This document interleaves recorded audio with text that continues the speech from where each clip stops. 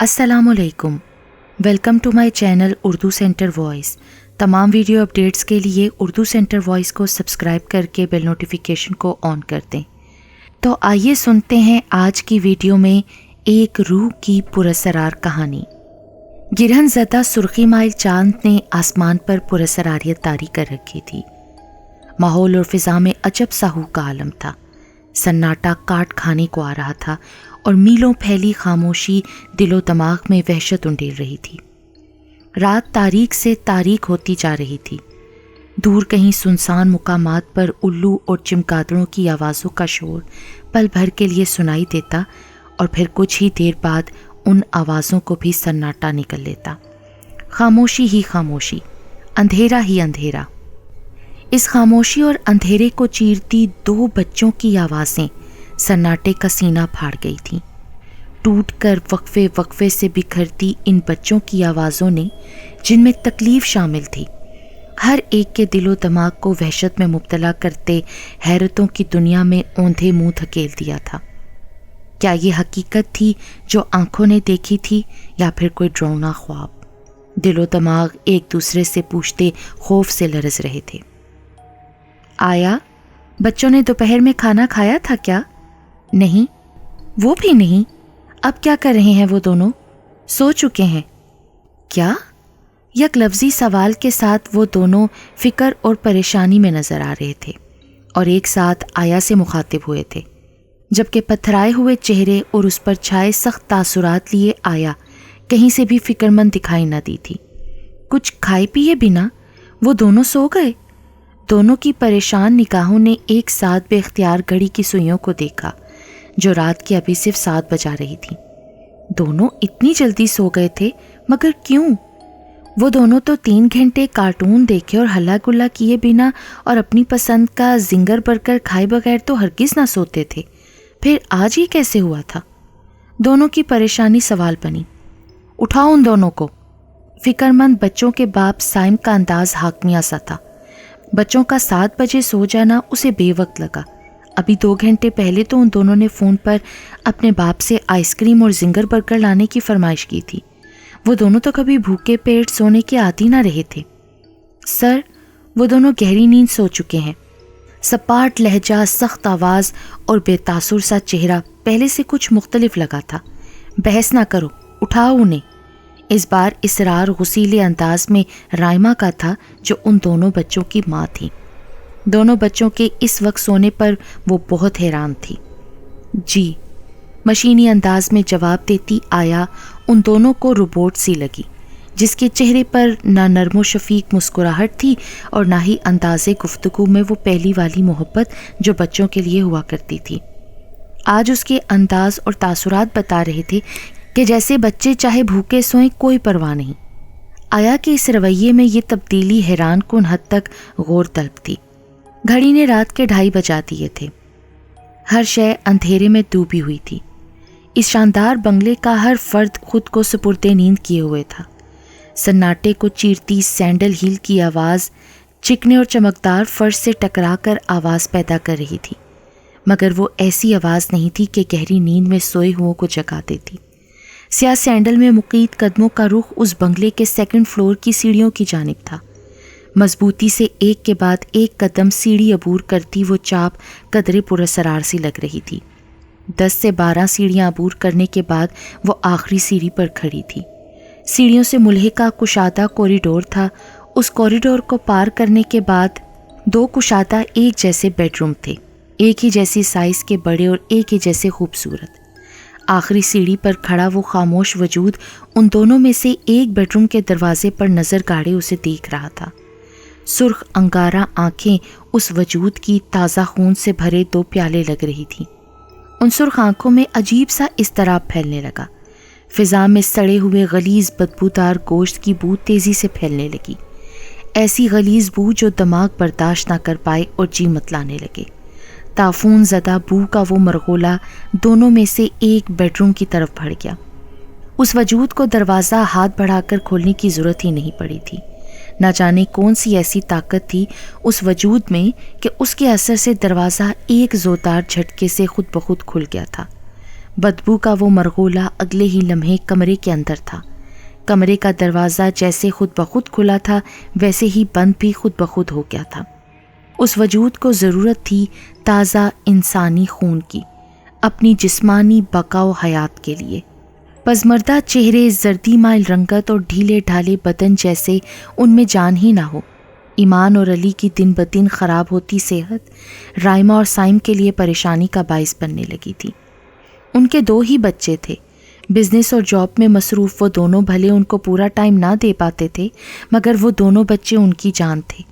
اپنی مصروفیت کے پیش نظر ان دونوں بچوں کی دیکھ بھال کے لیے کل وقتی آیا رکھ لی تھی۔ 40 سالہ آیا سمینہ بہت ہی نرم دل اور مہربان عورت ثابت ہوئی تھی۔ کچھ ہی دنوں میں ایمان اور علی آیا سمینہ کے ساتھ ایسے گھل مل گئے تھے جیسے بہت سالوں سے اسی کے ساتھ رہ رہے ہوں۔ بچوں کی آیا سمینہ سے اتنی تیزی سے لگاؤ اور وابستگی نے رائمہ اور سائم کو اطمینان بخشا تھا۔ بچوں کے ساتھ آیا سمینہ کو 6 ماہ ہو گئے تھے۔ وہ صبح کے ناشتے سے لے کر رات کے کھانے تک اور پھر رات کے سو جانے تک بچوں کے ساتھ سائے کی طرح رہا کرتی تھی۔ آیا سمینہ بہت ذمہ دار تھی کہ رائمہ اور سائم کو ان 6 ماہ میں اس سے کوئی شکایت نہ ہوئی تھی، مگر اب کچھ ہفتوں سے انہیں آیا سمینہ کے طور طریقے اور انداز اور عادات پہلے سے مختلف لگنے لگے تھے۔ آیا سمینہ اپنی فطرت اور عادت سے ہٹ کر مختلف نظر آنے لگی تھی۔ نہ اب وہ ایمان اور علی کے ساتھ پہلے کی طرح دوستانہ رکھتی تھی، نہ ہی ان کا خیال پہلے کی طرح رکھتی تھی، جس کا نتیجہ یہ نکلنے لگا تھا کہ دونوں بچوں کی صحت تیزی سے خراب ہونے لگی تھی۔ چند ہی ہفتوں میں دونوں بچے ہڈیوں کا ڈھانچہ نظر آنے لگے تھے۔ یہ اس سال کا دوسرا چاند گرہن تھا۔ گرہن زدہ چاند رات کے 10 بجے ہر اس ملک میں دیکھا جا رہا تھا جہاں گرہن لگنا تھا۔ گرہن کے اثرات نے ہر وجود پر اپنے اثرات دکھانا شروع کر دیے تھے۔ جیسے ہی چاند کی روشنی اس وجود پر پڑی، اس کے اندر عجیب سا تناؤ پیدا ہونے لگا۔ گرہن کی راتوں میں تازہ انسانی خون کی طلب عام راتوں کی نسبت اس میں 10 گنا زیادہ بڑھ جایا کرتی تھی۔ یہ طلب اس کے اندر ہی جانی سی کیفیت پیدا کرنے لگی تھی۔ گرہن کا دورانیہ 2.5 گھنٹے کا تھا۔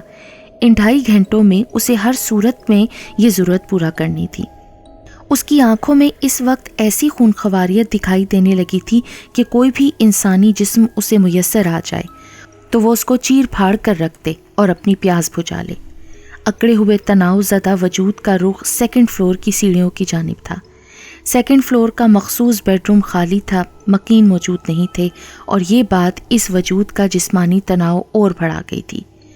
گرہن کا وقت ختم ہونے میں کچھ ہی دیر رہ گئی تھی۔ آج اس وجود کو اپنی پیاس بجھانے کے لیے کسی نئے شکار کی تلاش تھی۔ اس تناؤ زدہ وجود کی تلاش اور ضرورت اسے باہر لان میں لے آئی۔ سرخ نگاہوں نے ایک اضطرابی نگاہ آسمان پر گرہن زدہ چاند پر ڈالی اور دوسری نگاہ اپنے شکار پر۔ اگلے کچھ ہی لمحوں بعد فضا میں انسانی چیخوں کے ساتھ تازہ انسانی خون کی بو پھیل گئی۔ اپنے وجود کی بقا و حیات کے لیے اس وجود نے نئے شکار کے ذریعے اپنی ضرورت پوری کرنی تھی۔ اس پیاسے وجود میں سکون اتر آیا تھا۔ صبح کے اجالے میں گارڈ کی بے دردی سے ادھڑی ہوئی لاش رائمہ اور سائم کے لیے خوف اور دہشت بنی ہوئی تھی۔ گارڈ کو کسی درندے نے اس بے رحمی سے چیر پھاڑ دیا تھا کہ مسخ شدہ لاش کی پہچان وہ اس کے مخصوص یونیفارم سے کر پائے تھے۔ سوسائٹی میں اس واردات کی خبر پھیلتے ہی پولیس کی گاڑیوں کے سائرن کی گونج پورے علاقے میں سنائی دینے لگی۔ واردات کے وقت آپ سب افراد خانہ کہاں تھے؟ پولیس سائم سے تفتیش کے لیے مختلف سوالات پوچھ رہی تھی۔ ہم میں سے تو کوئی بھی گھر پر نہیں تھا۔ رات میں ان چاروں میں سے کوئی گھر پر موجود نہ تھا۔ ایمان اور علی کی طبیعت بہت خراب تھی، انہیں ڈاکٹر سے چیک اپ کے لیے ہاسپٹل لے جانا پڑا تھا۔ گھر میں کوئی ملازم اور ملازمہ؟ پولیس کے سوال پر سائم نے شہادت کی انگلی کا اشارہ سامنے خاموش کھڑی آیا کی طرف کیا۔ گہرے نیلے رنگ کے مخصوص سوسائٹی یونیفارم کے ساتھ سیاہ سینڈل اور سر پر سیاہ دوپٹہ لیے آیا سمینہ ان سب کو بے تاثر آنکھوں کے ساتھ دیکھ رہی تھی۔ انسپیکٹر نے ایک بغور نگاہ سرتا پا آیا سمینہ پر ڈالی۔ سوسائٹی کے اصول کے مطابق خواتین ملازمین کا یونیفارم نیلے شلوار قمیض کے ساتھ سفید دوپٹہ ہے نا؟ انسپیکٹر کے سوال پر آیا سمینہ کی سنجیدہ مگر بے تاثر آنکھوں میں عجیب سا تشدد بھرا غصہ نظر آیا، جو باریک بین فطرت کی مالکہ رائمہ کی توجہ کا مرکز بنا۔ انسپیکٹر کا اشارہ آیا سمینہ کے سیاہ دوپٹے کی طرف تھا۔ یہ بات رائمہ اور سائم کو گہری معنونیت کی لگی تھی۔ تو پھر آپ کی آیا کا دوپٹہ سیاہ رنگ کا کیوں ہے؟ سوسائٹی کے قوانین کے مطابق سب ملازمین کا یونیفارم گہرے نیلے رنگ کا تھا، جبکہ ملازماؤں کا سفید رنگ کا دوپٹہ تھا۔ اس پوری سوسائٹی میں آیا واحد ملازمہ تھی جس کا دوپٹہ سفید کی بجائے سیاہ رنگ کا تھا۔ انسپیکٹر صاحب، آیا کو سفید رنگ سے اسکن الرجی ہے۔ رائمہ نے انسپیکٹر کو وجہ بتا دی، مگر یہ وجہ انہیں مطمئن نہ کر پائی۔ انسپیکٹر صاحب نے آیا کو اس پراسرار کیس میں شامل تفتیش کیا، مگر تفتیش سے کوئی اہم نقطہ نظر نہ آیا جس کے ذریعے پولیس اصل قاتل تک نہ پہنچ پاتی۔ کیس بغیر کسی نتیجے کے ختم ہو گیا تھا۔ ماحول میں عجیب غلیظ بو پھیلی تھی، یوں لگ رہا تھا کہ کہیں گوشت سڑ گیا ہو۔ تعفن زدہ بو کے اثر نے رائمہ کے سر میں درد کر دیا تھا۔ کچھ سمجھ نہیں آ رہی تھی کہ یہ ناگوار اور غلیظ بو کہاں سے آ رہی تھی۔ بچے کیا کر رہے ہیں سمینہ؟ درد سے رائمہ کے دماغ میں ٹیسیں اٹھنے لگیں، وہ پین کلر کی ضرورت محسوس کرنے لگی۔ آیا سمینہ پانی کے ساتھ پین کلر لے آئی تھی۔ دونوں بچے سو چکے ہیں میڈم۔ اتنی جلدی؟ ایمان اور علی کی شام 6 بجے سو جانے کی روٹین رائمہ کے لیے تشویش کا باعث بننے لگی تھی۔ ابھی تو انہوں نے ہوم ورک بھی کرنا تھا۔ اب تو دونوں بچوں کی خراب کارکردگی ٹیچرز کو بھی پریشان کرنے لگی تھی۔ دونوں بچوں کو کسی اچھے ڈاکٹر کو دکھائیں پلیز۔ یہ ایمان اور علی کی اسکول ٹیچرز کا مشورہ تھا جو رائمہ کو پریشان کر گیا تھا، جبکہ آیا سمینہ بچوں کی طرف سے بہت لاپرواہ رہنے لگی تھی۔ بچوں کے کھانے پینے سے لے کر کسی بھی ضرورت کا خیال وہ پہلے کی طرح نہیں رکھتی تھی۔ وہ 1.5 ماہ پہلے والی آیا سمینہ سے بے حد مختلف تھی، جو بچوں کا خیال اتنے دل سے رکھتی تھی کہ رائمہ کی فکر دور ہو جاتی تھی۔ رائمہ نے آیا کے اس رویے کا ذکر سائم سے بھی کیا۔ سائم کے خیال کے مطابق رائمہ بچوں کے معاملے میں کچھ زیادہ ہی فکر مند ہے۔ آیا سمینہ کے بارے میں خواہ منفی انداز میں سوچ رہی ہے۔ چلو جاؤ یار، انہیں اٹھاؤ جا کر، ان دونوں کو ہوم ورک کرنا ہے۔ رائمہ کا انداز درست سا تھا۔ میرے اٹھانے پر تو نہیں اٹھ رہے، آپ اٹھا سکتی ہیں تو اٹھا لیں میڈم۔ تقریباً کھینچ کر قدرے حسیلے انداز میں پانی کا گلاس رائمہ کے ہاتھ سے پکڑتے آیا سمینہ کا نہ صرف چہرہ غصے میں تھا بلکہ آواز بھی یوں بھاری سی لگی کہ جیسے عورت نہ ہو کوئی مرد ہو۔ ان سب باتوں پر غور کرنے کے ساتھ رائمہ نے جس بات پر بہت غور کیا وہ تھی سڑتے ہوئے گوشت کی ناگوار بو، جو اس وقت بہت ہی قریب سے آتی محسوس ہوئی تھی جب آیا سمینہ نے رائمہ کے ہاتھ سے گلاس سختی سے کھینچا تھا۔ رائمہ کا دل اس بو سے متلانے لگا۔ رات کی سیاہی نے کسی خونخوار ڈائن کی طرح پنجے گاڑ لیے تھے۔ تازہ خون کی طلب اس وجود میں تناؤ پیدا کرتی اسے مضطرب کر رہی تھی۔ اپنی پیاس بجھانے کے لیے اس وجود کو مناسب وقت اور موقع کا انتظار تھا۔ رات کے 11 بجتے ہی چاروں طرف سکوت چھا گیا۔ اپنی طلب میں مضطرب اس وجود کے قدموں کا رخ بنگلے کے 2nd فلور کی طرف تھا۔ 2nd فلور کا مخصوص بیڈ روم اس کی طلب پوری کرنے کا مخصوص ٹھکانہ تھا۔ وہ وجود اس جانب بڑھ رہا تھا جب راہداری میں سمبا کی آواز نے سناٹے میں ہلچل مچائی تھی۔ سنہری بالوں والا خوبصورت سا سمبا ایمان اور علی کا پالتو بلہ تھا۔ دن بدن ایمان اور علی کی خراب ہوتی صحت نے ان دونوں کا دل ہر چیز سے اچاٹ کر دیا تھا۔ وہ اب سمبا سے بھی پہلے کی طرح کھیلتے نہیں تھے۔ سمبا کی آواز اداسی ظاہر کرنے لگی تھی کہ وہ اپنے دونوں دوستوں کی کمی محسوس کر رہا تھا۔ سمبا دن بھر یوں ہی ادھر ادھر پھرتا رہتا اور رات ہوتے ہی کچھ راتوں سے اس کا معمول بن گیا تھا کہ وہ ایمان اور علی کے بیڈ روم کے باہر رکھے ڈور میٹ پر آ کر سو جاتا تھا۔ بے زبان جانور تھا، شاید اس کی تیز حس نے کسی خطرے کا احساس دلایا تھا۔ وہ ہرگز بے خبر جانوروں کی طرح سویا نہیں کرتا تھا، بلکہ اس کا سویا جاگا انداز ایسا ہوتا تھا کہ جیسے پہرا دے رہا ہو۔ حلق سے عجیب مخصوص سی نکلتی آوازیں بتا رہی تھیں کہ جیسے وہ کچھ ماحول میں عجیب محسوس کر رہا ہو۔ آہستگی سے ایک کے بعد ایک سیڑھی پھلانگتے سمبا جب آخری سیڑھی پر پہنچا تو بیڈ روم کے دروازے کا باہر کھڑا خونخوار وجود سمبا کے سامنے تھا۔ دونوں کی آنکھیں آپس میں ملی تھیں۔ ایک طرف خون کی طلب آنکھوں کی سرخی بنی غصے کا اظہار کر رہی تھی اور دوسری طرف محافظ سمبا کی آنکھوں میں بھی غصہ بھر گیا تھا۔ شاید بے زبان کی آنکھ نے اس خون آشام کا اصل روپ پہچان لیا تھا۔ اس وجود کو اس وقت سمبا کی موجودگی سخت ناگوار گزری تھی۔ بیڈروم کے باہر ٹیبل پر پڑا بھاری سا گلدان اٹھا کر پوری طاقت کے ساتھ اس وجود نے سمبا کی جانب جو پھینکا تو ایک لمحے کی دیر کیے بغیر نہ صرف سمبا نے خود کو اس حملے سے بچایا بلکہ اس شیطانی وجود پر ایسا جارحانہ حملہ کیا کہ فضا سمبا کے غرانے اور چلانے کی آوازوں سے گونج اٹھی۔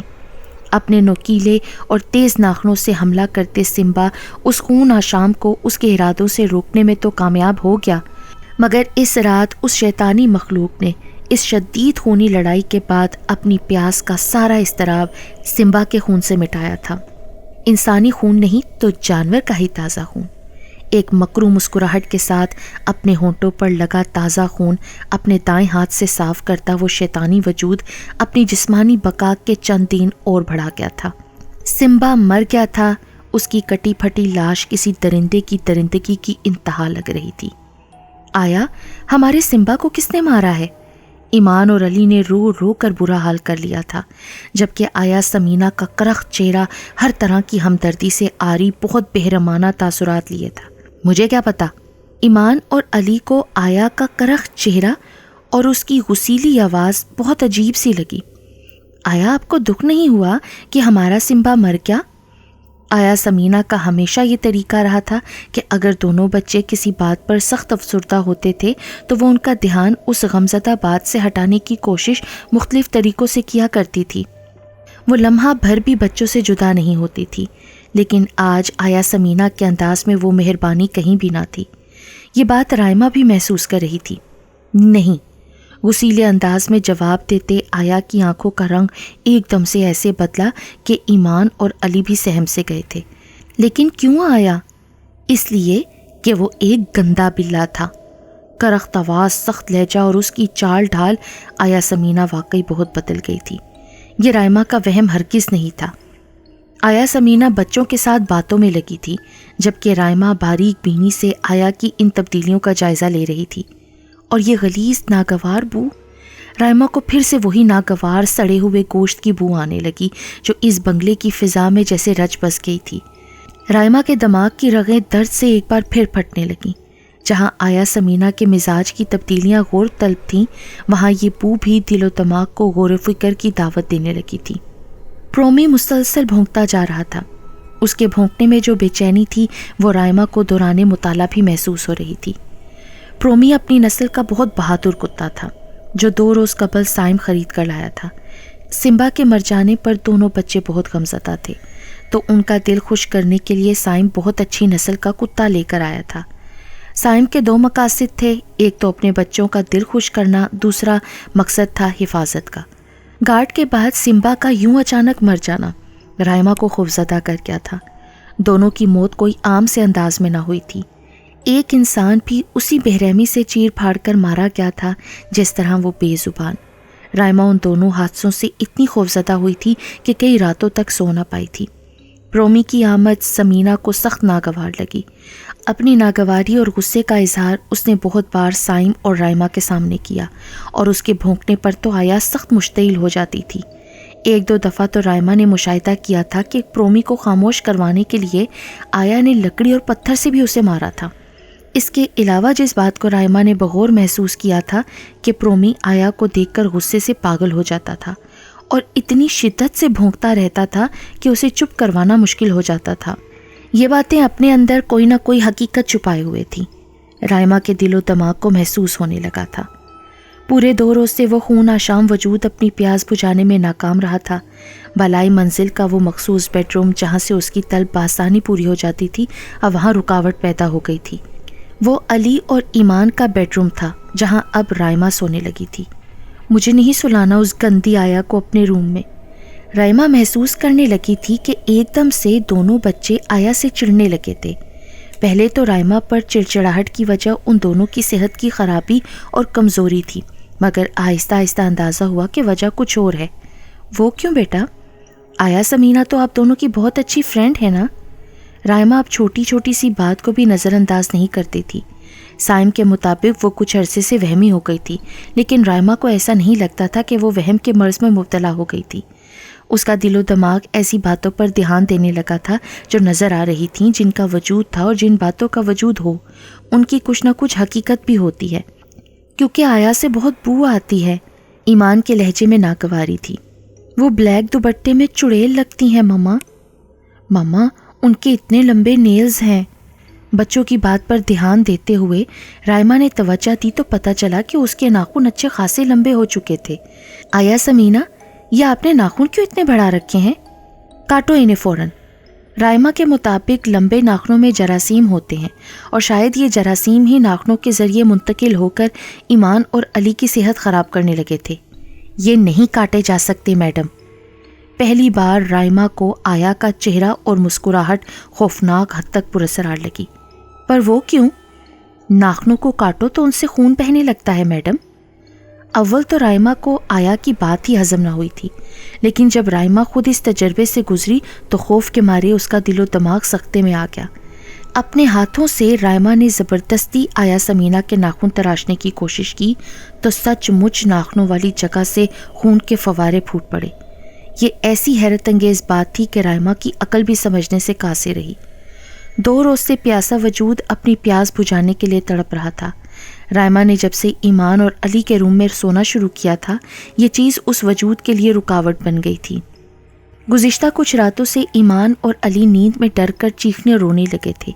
وہ نہ صرف ڈرے ہوئے لگتے تھے بلکہ بہت تکلیف میں بھی دکھائی دیتے تھے، یوں کہ جیسے کسی شے نے ان کے جسم سے کسی عضو میں کوئی نوکیلی یا نوکدار چیز چبھائی ہو۔ کبھی ان کے جسم کے کسی حصے پر کٹ کا نشان لگا ہوتا تو کبھی کسی عضو سے تازہ خون بہہ رہا ہوتا، جبکہ ان دونوں کو کسی بھی قسم کی چوٹ نہ لگی ہوتی تھی۔ یہ سب کچھ رائما کے دل کو وحشت زدہ کرنے لگا تھا۔ سائم، مجھے لگتا ہے کہ ہمارا بنگلہ کسی شیطانی خلل کا شکار ہو گیا ہے۔ گارڈ کی اچانک موت، سمبا کا مرنا، پرومی کا ہر وقت بھونکتے رہنا اور فضا میں پھیلی ہر وقت سڑے ہوئے گوشت کی ناقابل برداشت بو، اور اب ایمان اور علی کے ساتھ یہ معاملہ۔ رائما کی چھٹی حس کچھ غلط ہونے کا اشارہ دے رہی تھی۔ آنکھوں سے بھلے ابھی وہ کچھ دیکھ نہ پائی تھی، مگر دل و دماغ اس کی توجہ کچھ اندیکھی حقیقتوں کی طرف دلانے لگے تھے جن سے عقل بھی انکاری نہ تھی، جبکہ سائم ان سب اندیشوں کو رائما کا وہم قرار دے رہا تھا۔ خون کی طلب اس وجود کے جسم میں اکڑاؤ سا پیدا کرتی، اسے مشتعل سا کرنے لگی تھی۔ لان میں پرومی کے بھونکنے کی آواز تسلسل سے آ رہی تھی۔ اشتعال اس وجود کو باہر لان میں لے آیا۔ وہاں کچھ بھی ایسا نہیں تھا جو اس کی طلب پوری کر دیتا کہ اچانک بے تابی سے ادھر ادھر دیکھتی متلاشی نظریں پرومی پر جا ٹھہریں۔ پرومی بھی اس وجود کی لان میں موجودگی پر ایسا جنونی سا ہونے لگا کہ جیسے پاگل کتا ہوتا ہو۔ اپنی گردن سے بندھی زنجیر کو پوری طاقت کے ساتھ کھینچتا پرومی اسے توڑنے کی کوشش کرتا نظر آ رہا تھا۔ اس کے مسلسل بھونکنے نے جہاں ہر سوئے ہوئے کی نیند میں خلل ڈالا تھا، رائما کو مکمل طور پر جگا دیا تھا۔ گلاس ونڈو سے پردہ ہٹا کر جو اس نے لان کا منظر دیکھا وہ اس کے ہوش اڑا گیا۔ اندھیرے میں کسی دیو ہیکل سے وجود کا سایہ پرومی پر جھکا نظر آیا اور خوف میں لپٹی پرومی کی حلق سے نکلتی عجیب سی آوازیں، اور پھر کچھ لمحوں بعد فضا میں سکوت چھا گیا۔ پرومی کی آواز کا شور ختم ہو گیا۔ لان میں گیٹ کے پاس پڑا پرومی کا مردہ جسم ہر ذہن کے لیے سوال بنا ہوا تھا۔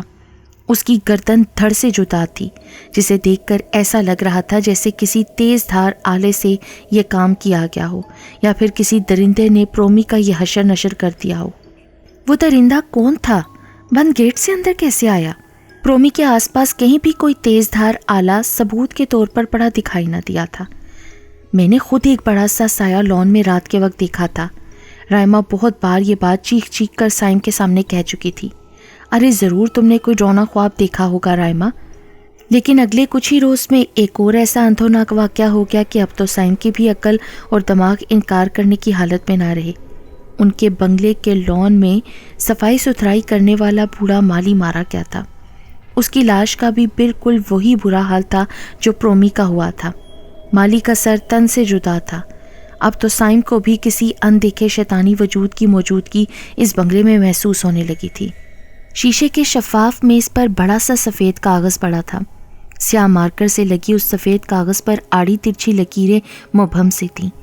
انہیں انہماک سے دیکھتی رائما بہت خوفزدہ نظر آ رہی تھی۔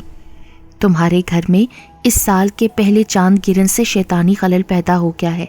وہ شخص ایک دم رائما سے مخاطب ہوا۔ انسانوں سے لے کر پالتو جانوروں تک سب کی اچانک سے موت کی وجہ وہ شیطانی خلل ہے۔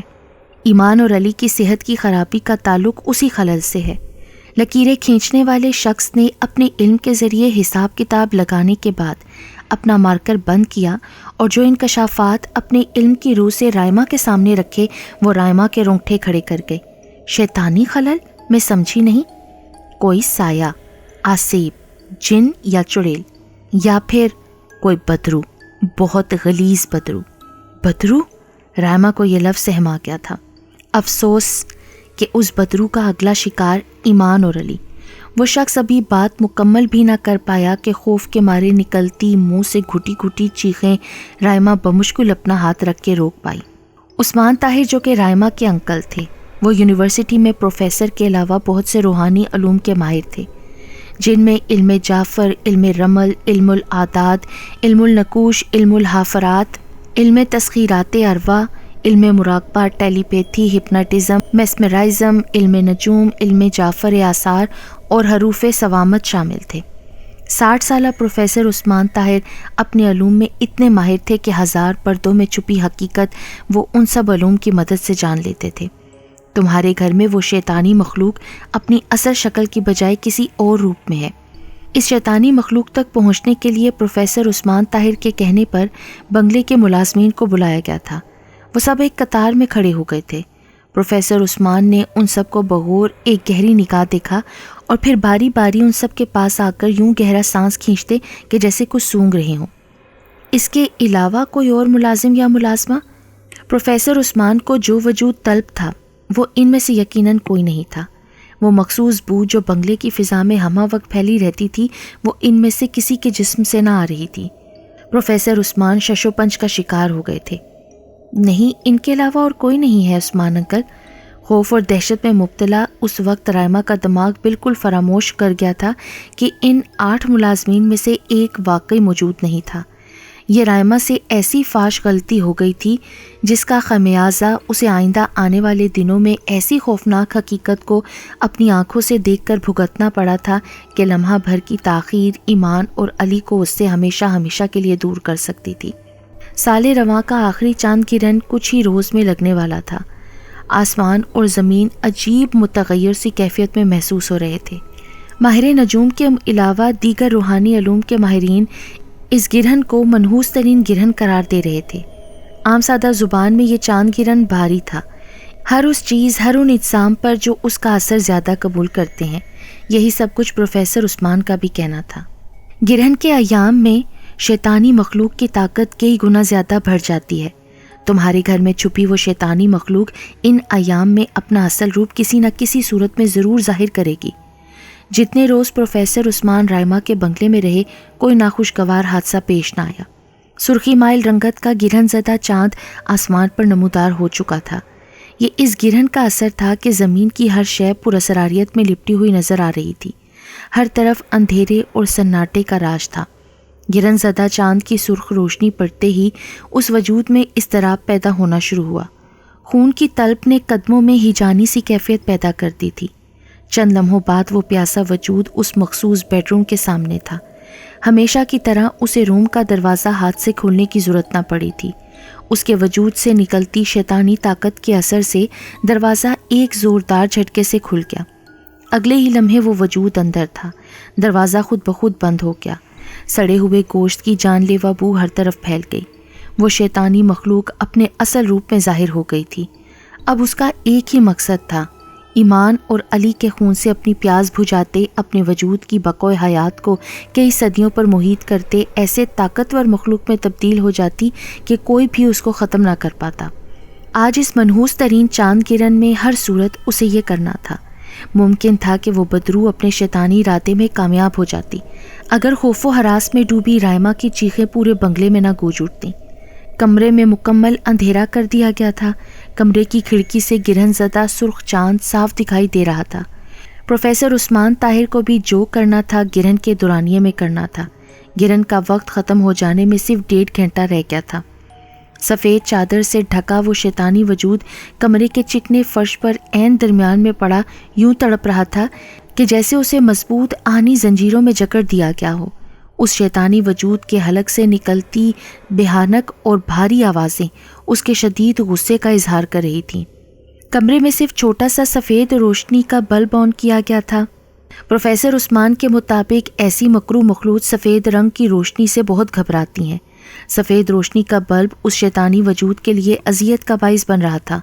مخصوص وظائف کے ساتھ اپنے روحانی علوم کو زیر استعمال لاتے پروفیسر عثمان طاہر کو نہ صرف اس شیطانی وجود کا اثر روپ سب کے سامنے لانا تھا، بلکہ آج اس بنگلے کو اس غلیظ وجود کے اثرات سے پاک بھی کرنا تھا، جس کی بقا کی شرط انسانی خون تھا۔ پروفیسر عثمان آنکھیں بند کیے کسی جلالی ورد میں مشغول تھے۔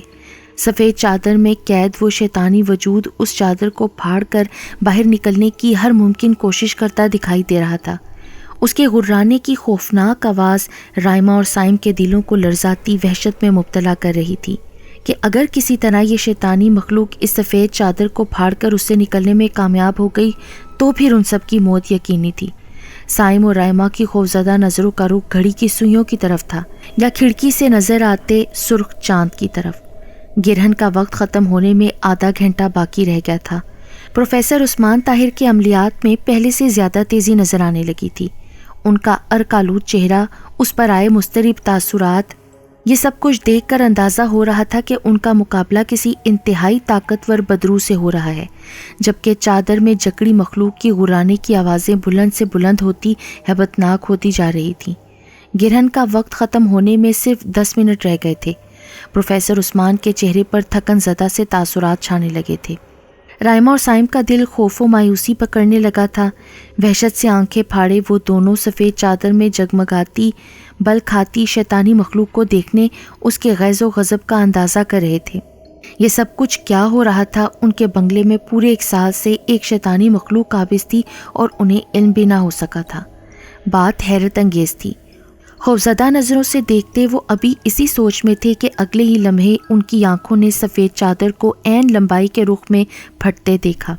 پروفیسر عثمان کے مطابق اگر ان کے عملیات اور پڑھائی کے دوران یہ شیطانی مخلوق اس سفید چادر کو پھاڑنے میں کامیاب ہو گئی اور آزاد ہو گئی تو پھر اس کا خاتمہ مشکل نہیں ناممکن ہوگا۔ ہاتھ برابر چادر میں پڑی لمبی سی لکیر رائمہ اور سائم کے پیروں تلے زمین ہلانے لگی تھی۔ خوف سے بھری نظروں سے سائم نے گھڑی کو دیکھا۔ گرہن کا وقت ختم ہونے میں صرف 7 منٹ رہ گئے تھے۔ پروفیسر عثمان کا عمل فیصلہ کن مرحلے میں داخل ہو گیا تھا، شیطانی مخلوق کی زندگی یا پھر ان سب کی موت۔ فیصلہ پورے 7 منٹ بعد ہو جانا تھا۔ رائمہ اور سائم کا دل خوف سے ڈوبنے لگا تھا۔ سفید چادر میں 2 ہاتھ کے برابر ایک اور لمبی لکیر نمودار ہو گئی تھی، مطلب کہ ایک چادر مزید پھٹ گئی تھی۔ یہ منظر رائمہ اور سائم کے دل و دماغ کو سن کر گیا تھا۔ انہیں اپنی موت سامنے نظر آنے لگی تھی۔ گھڑی نے 2:45 بجا دیے تھے اور پھر اگلے ہی پل فضا میں بھیانک چیخوں کے ساتھ دھواں ہی دھواں پھیل گیا تھا۔ سڑے ہوئے گوشت کی بو نے پورے بنگلے کو اپنی لپیٹ میں لے لیا تھا۔ آیا سمینہ؟ سفید چادر میں کچھ دیر پہلے لیٹا شیطانی وجود پروفیسر عثمان کے عملیات کی طاقت سے ختم ہو چکا تھا۔ اب اس کی جگہ آیا سمینہ کا پڑا مردہ وجود رائمہ اور سائم کے لیے حیرت کا باعث بنا تھا۔ اس شیطانی مخلوق نے آیا سمینہ کے وجود میں بسیرا کر لیا تھا۔ اب اس ساری حیرت انگیز حقیقت سے پردہ اٹھاتے پروفیسر عثمان انکشافات کر رہے تھے اور ان کے انکشافات رائمہ اور سائم کے دل و دماغ کو معاف کر رہے تھے۔ پروفیسر عثمان کے حساب کتاب کے مطابق اس بنگلے کی ملازمہ ایمان اور علی کی آیا سمینہ تو 1 سال ہوا مر چکی تھی۔ اس کی موت کرنٹ لگنے سے ہوئی تھی۔ 2 دن تک اس کا مردہ وجود اس کے گھر میں تنہا پڑا رہا تو اس میں ایک شیطانی مخلوق نے بسیرا کر لیا۔ آیا سمینہ کے روپ میں ایمان اور علی کا خون پیتی شیطانی طاقت انہیں دن بدن کمزور کرنے لگی تھی۔ یہی بدروح سمبا اور پرومی مالی اور گارڈ کی بھی قاتل تھی۔ گندی بدروہیں سفید رنگ سے خوف کھاتی ہیں۔ تبھی آیا سمینہ کے روپ میں سمائی اس بدروح نے سفید کی بجائے سیاہ رنگ کا دوپٹہ اوڑھے رکھا تھا۔ اس گرہن کی رات پروفیسر عثمان کی ہدایت پر رائمہ اور سائم نے ایمان اور علی کو گھر میں آیا سمینہ کے ساتھ تنہا چھوڑا تھا۔ پروفیسر عثمان کے مطابق ان سب کی غیر موجودگی میں وہ بدروح ہر صورت آزادانہ طور پر اپنا اثر روپ ظاہر کرے گی، اور ایسا ہی ہوا تھا۔ آیا سمینہ کا مردہ جسم رائمہ کے سامنے پڑا تھا۔ اس کے وجود سے وہی گندی بدبو آ رہی تھی جو رائمہ کو اکثر بنگلے کی فضا میں سے آتی تھی۔ آیا سمینہ کی لاش سڑ کر سیاہ ہو چکی تھی۔ وحشت سے پھٹی آنکھوں سے آیا سمینہ کے مردہ وجود کو دیکھتی رائمہ اور سائم کی عقل دنگ رہ گئی تھی۔ بچوں کی آیا تو کرنٹ لگنے سے مر چکی تھی، تو پھر آیا کے روپ میں وہ کون تھی؟ وہ یقیناً ایک خون آشام بدرو تھی۔ کیا یہ سب کچھ آج کے ترقی یافتہ دور میں بھی ممکن تھا؟ یہ حیرت انگیز بھی تھا اور ناقابل فہم بھی، مگر اس واقعے کو جھٹلانا ناممکن تھا۔